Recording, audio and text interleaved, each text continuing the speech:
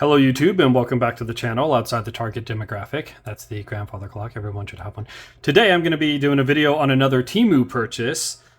Guys, I've asked you to send help. Not a single one of you has been willing to offer me help. That is a wireless car charger. Let's get started.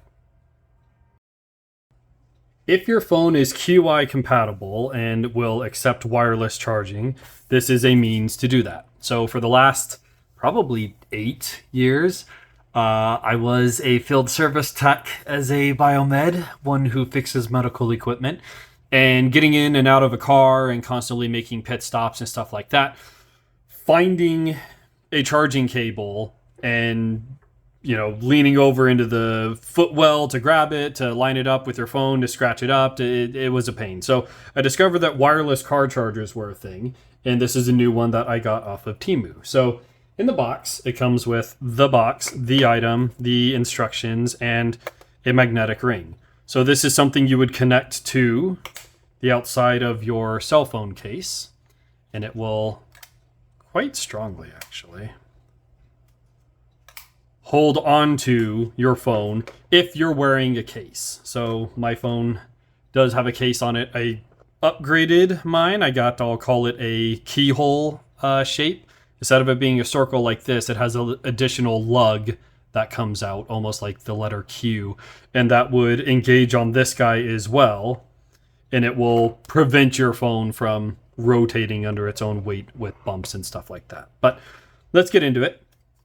It will run off of a USB-C, which is ideal for me because USB-C is also the charging cable that the phone uses. That'll become relevant here shortly.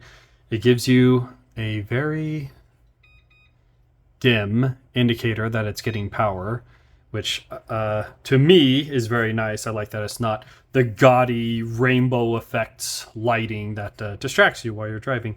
And then it will tell you your various inputs. Now, I will say I've been giving it a 5-volt 2-amp charger, and with these, they are terribly inefficient. They're effective, they're not efficient. So it will charge your phone, and it will do it more often than not. But efficiency-wise, they're about 50%. So if you're pushing 2 amps into this guy, only about 1 amp is going to be delivered to your phone. And that's because, as you'll recall with my wireless USB battery pack video, it has to create a magnetic field, which takes energy. It takes current to generate that field, which will then transfer the energy through it. So your cable will be a faster means of charging. So going back to the using a USB-C cable, if I have time and a long drive, I could just drop my phone on there and I'm good to go. If I don't, I can disconnect this, connect it right into the phone, and then return it back to this when I'm done. So I have 2 means of fast charging, intermittently charging, and slow charging the phone as the case requires. And it will do 9 volts, 2 amps, 5 volts, 2.4 amps for 15, 10 watts, 7.5, or 5 watts. It's semi-intelligent with a handshake with your phone, which goes back to the needs to be QI compatible. So this one, again, previous video, a USB battery pack. I can wirelessly charge items off of it. It will also wirelessly charge itself. So if we put this here, you'll see that this light is flashing, which indicates it is receiving a charge. These are Samsung earbuds. You can see we are charging. So you have probably 1.5 inches, 2 inches of slop from being in the center of that ring before the magnetic field loses connectivity. So fairly generous. The nice thing, again, is they give you the ring, and the ring is going to want to sit, and it will be most strong, completely lined up with the magnets built into the charger. So you are very likely to drop your phone right into place. And I find as you grab your phone with your thumb, lift up as you push against the charger, you can slide your phone off instead of risk ripping it out of whatever mounting device you decided to go with. which leads us to our next point. This comes with a vent connection. I never like these. They rely on spring tension to stay in place. I will give that this one, which is lost because you'll recall I don't care for them, but here is a old one I used to have. This is also a magnet, but basically it's spring tension that holds the thing in place. Not the best mounting design. It would work better this way, right? But if your vents are vertical, this is going to very likely fall out. Ask me how I know. So the one that it came with, to be fair, had a tooth right here that would stand a little proud, and you would have to move it past your vent blade, and it would mechanically grip behind it and prevent it from pulling out. So they did do a little bit better with that. But I went ahead and upgraded mine to using a CD player mount. So it's a mount that will spring load into a CD player slot. I drive a 2018 Subaru Forester. They are not cutting edge as far as technology is concerned. It still has a CD player slot. It will still continue to play the CDs, and it gives me the a ball mount for this to connect into. This is a pretty standardized mount in that even if you have a suction cup mount,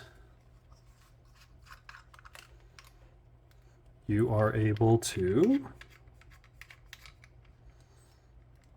slowly, there you go. You're able to get that mounted on either a vent mount or a suction cup mount or a CD player mount and have better access to your phone when you need it while you're driving for navigation and media and stuff like that.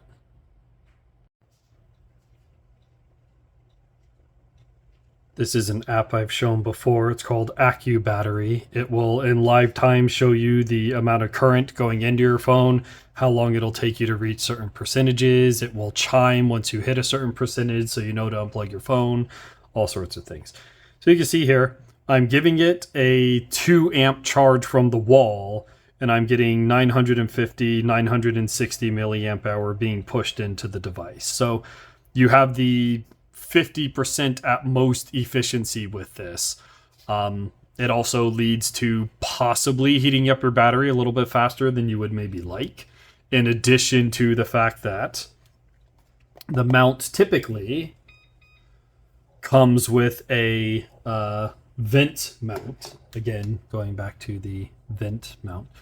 That vent during the winter is going to be blowing probably hot air because you're trying to heat up your cabin. So you now have hot air being blown directly onto your phone with a ridiculously inefficient power source heating up your battery. So these are concerns that you'll have to be aware of and possibly compensate for. Again, with my CD player mounting bracket, I'm not in the direct blast of the air vent, but there is a little bit of air coming off of it. I just redirect the vent pointing in another direction and close that vent off.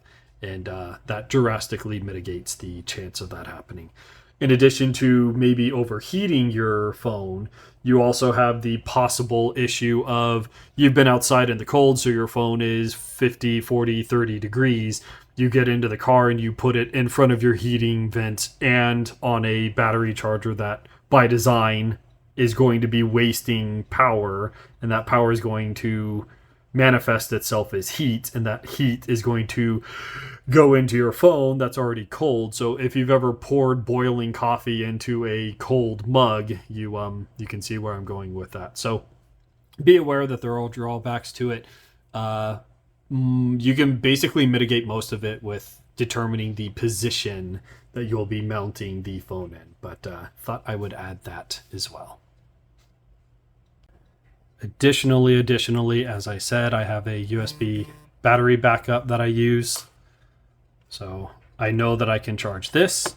I know that I can charge my earbuds. I know that I can charge a great many things wirelessly if I have the time, and then again hardwire, or if I have a passenger in the car and they need to be charged up and they are not wireless, then I can disconnect this and charge up their phone. So all in all, it's a great hands-free mounting system, which I know a lot of states are heading towards. You're not allowed to be handling your phone, which doesn't make any difference considering most new cars have like 11-inch touchscreens, which is just as distracting as a phone, but regardless. So it's a hands-free. It automatically magnetizes onto your phone. It automatically starts charging your phone. If you have the apparently more special charger, mine only puts out 5 volts. I guess I need to invest in a 9-volt one as well. But for me, it's a no-brainer. It's a hands-free device that I will be installing in the wife's car as well, and we'll have a pretty common system for charging the phones in either one of our cars whenever we need to. So this was, I want to say like $7 on Temu. So as I said, Temu is becoming a problem, guys. If we could start an advocacy outreach group down in the comments section, I'd appreciate it.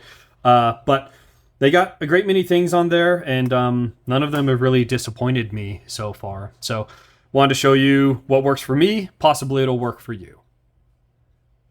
This is outside the target demographic. I appreciate you guys stopping by. As always, any questions, comments, concerns you have, go ahead and leave them in the comments section below, and I will catch you guys in the next video.